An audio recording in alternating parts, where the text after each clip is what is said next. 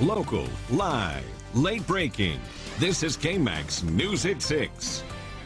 Drinking and driving can not only ruin your own life, but ruin dozens and dozens of people affected by it.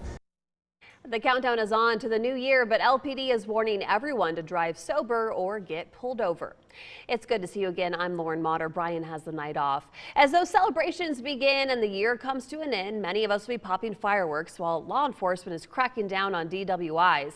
KAMCs Kamryn Mendoza spoke with law enforcement today to let us know about their ramped up efforts to get those drunk drivers off the roads.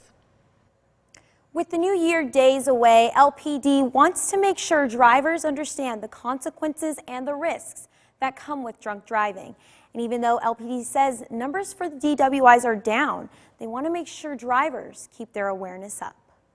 We usually see a higher number of intoxicated drivers, but New Year's Eve seems to be one of the bigger ones. It's the busiest time of the year for LPD on New Year's, when many are celebrating, drinking, and getting behind the wheel. Typically, on New Year's Eve, New Year's Day, Lubbock Police Department, DPS, Sheriff's Department, we all kind of assign units specifically to look for intoxicated driving. It's very important for people to go out and have fun, but they also need to do it in a safe manner. Lieutenant Kiata says even when DWIs aren't deadly, they still come with financial burdens and consequences that can put yourself and others at risk. Drinking and driving can not only ruin your own life, but ruin dozens and dozens of people affected by it.